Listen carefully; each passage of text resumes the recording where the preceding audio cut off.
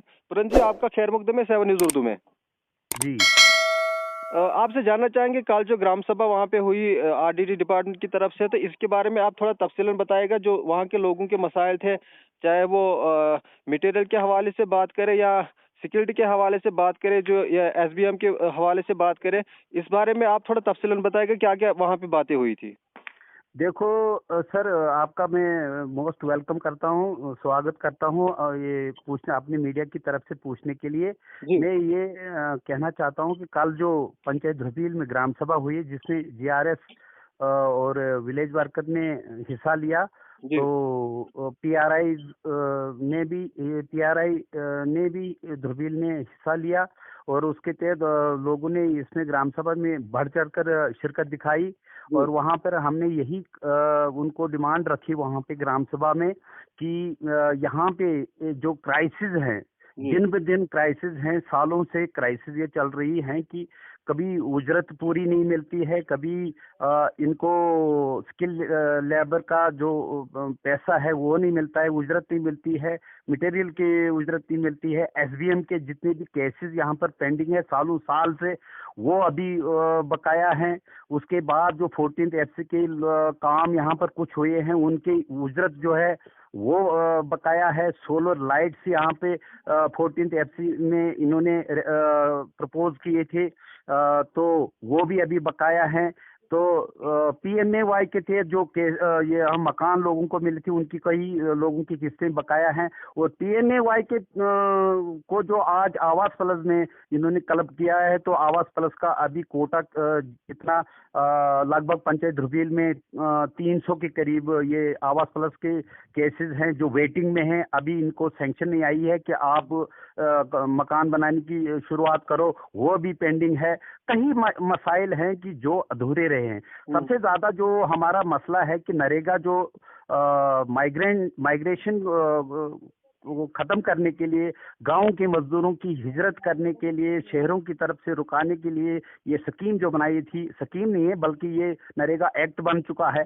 लेकिन इनको look after जो है, अवेयरनेस इसके बारे में डिपार्टमेंट की तरफ से कम रहती है, जिसकी वजह से इनकी उजरतें जो हैं कम हो जाती हैं। जनवरी फरवरी में इनको काम अलाट किया जाता है, जो ये फिर 100 दिन इनकी हाजिरी नहीं बनती है। मेरी अपील रही, मैंने ग्राम सभा में भी ये कहा कि इनको जो काम सितंबर अक्टूबर में स्टार्ट कराइए और लोग वक्तन फौक्तन इस काम को पूरा करने के लिए 3-4 महीने में इसको पूरा कर लेते हैं, ताकि इनको पूरे 100 दिन मिलेंगे। और 100 दिन अगर इनको पूरा नहीं मिलेगा तो ये जो एक्ट है, स्कीम है, या इसका जो बेनिफिट है नरेगा स्कीम का, ये अधूरा रह जाता है। आपसे आपसे आपसे मेरा ये सवाल है, जो परसों पे पिछले दिनों में एक प्रोटेस्ट हुआ था ब्लॉक मुगल मैदान में आरडीडी डिपार्टमेंट के खिलाफ, तो उसमें भी कुछ ऐसे चंद सवालात उठे थे कि जो लोगों के जो मटेरियल का मसला है वो अभी तक लोगों को नहीं मिला है। तो इस बार जो ग्राम सभा हुई है वो कैसे हुई है? वहाँ पे क्या वहाँ पे वो साइन किए गए, लोगों के जो साइन थे वो हो गए हैं, या जो पुरानी बात है? नहीं नहीं नहीं, मटेरियल के लिए कोई साइन नहीं हुआ है यहाँ पे ग्राम सभा में।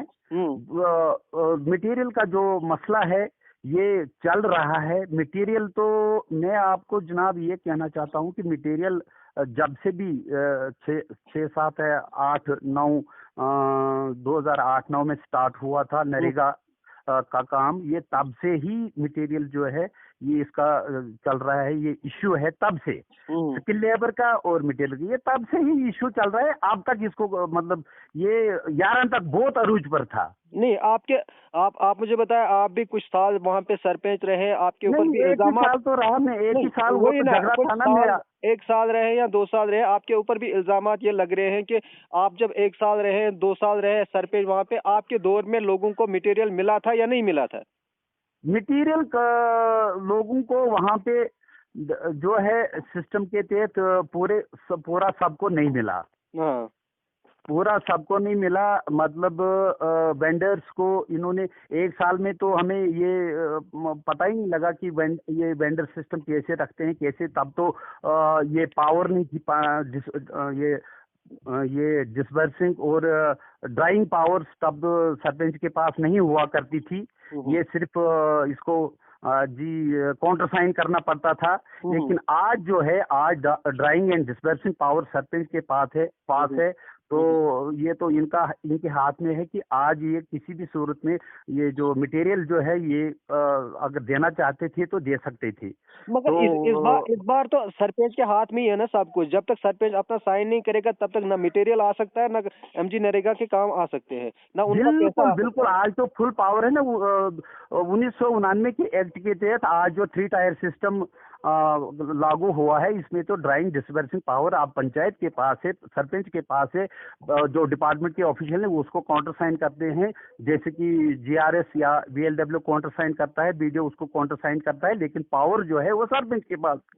तो अच्छा, आपका ये जो आपका आपका सिस्टम है, आपका मानना ये है जिस टाइम आप सरपंच थे उस टाइम ये सिस्टम नहीं था, ये आप लोगों सिस्टम से नहीं नहीं था पूछा उस जाता था, वक्त। वो ये खुद ही करते थे?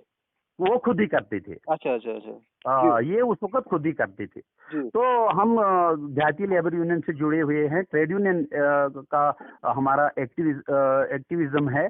हम मजदूरों से जुड़े हुए हैं 20 साल से। हम ऐसी गलती नहीं करते, हम हर हमेशा मजदूरों के साथ रहने वाले बंदे हैं, और फ्रॉम सिंस लॉन्ग, और अभी तक, और नहीं, आगे भी रहेंगे आपके जब तक। आपके ऊपर एक और इल्जाम थे जिस टाइम आरडीडी डिपार्टमेंट के खिलाफ मुगल मैदान में एहतजाज हुआ, आपने उसमें शिरकत नहीं की है। उस टाइम आप मैंने कहाँ थे? इसलिए आपने शिरकत नहीं शिरकत क्यों की, नहीं?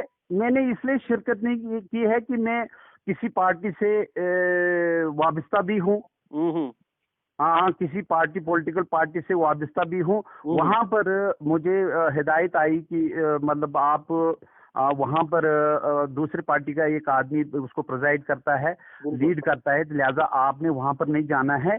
तो इसलिए मैं नहीं जा पाया उस प्रोटेस्ट में। लेकिन मैं हर हमेशा मजदूरों के काज के लिए, उनकी अपलिफ्ट में, उनके राइट के लिए मैं हर हमेशा लड़ता रहा हूँ। 20 साल से अवेयरनेस मैंने दी है।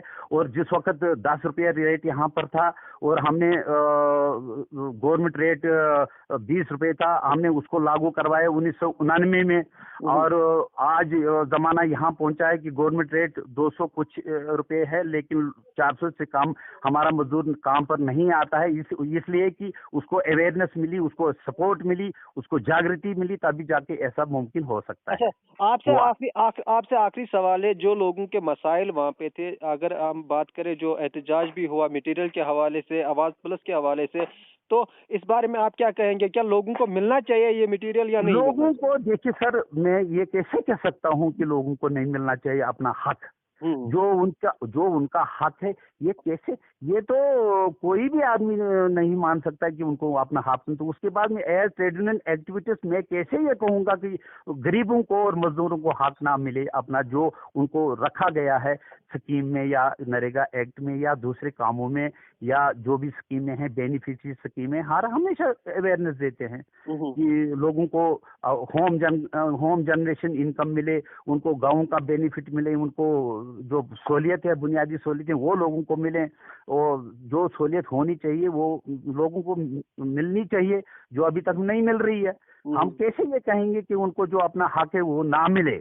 आपका क्या मैसेज रहेगा इस बार वहाँ के अवाम के लिए हमारा और आरडीडी मैसेज यही है डिपार्टमेंट कि के हवाले से? अच्छा, किसके लिए? आरडीडी डिपार्टमेंट के लिए आरडीडी के डिपार्टमेंट के ऊपर और मेरी अवाम मांग के ऊपर है क्या कि वो सवाल ग्रास रहेगा? रूट लेवल पे, मेरी मांग है आरडीटी डिपार्टमेंट से और मौजूदा गवर्नमेंट से जी कि अगर करप्शन को खत्म करना है तो करप्शन पर गवर्नमेंट, सेंट्रल गवर्नमेंट और स्टेट यूटी गवर्नमेंट और आरडीडी डिपार्टमेंट इसकी तरफ तवज्जो दे, अच्छी तरह से तवज्जो दे। ग्रास रूट पर जो बेनिफिशरीज का स्कीम है, या कम्युनिटी लेवल पर स्कीम्स हैं, या कोई भी यूनिट यहाँ पर स्कीम के तहत कायम किया जाता है, उसका ग्रास रूट पर इम्प्लीमेंटेशन जो है सही होनी चाहिए, ताकि इनकम, जो गरीब की इनकम, होम इनकम या जाती इनकम मजदूर की बढ़े, और उसका बच्चा भी किसी काबिल पढ़े, तालीम से आगे चले जाए, और उसकी नौकरी अच्छी हो, गांव तरक्की करे। जो इस वक्त अभी भी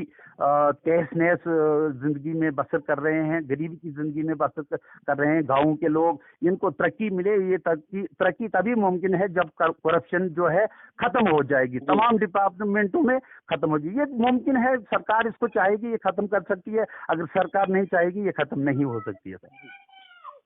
जी, आपका बहुत बहुत शुक्रिया सर। ओके।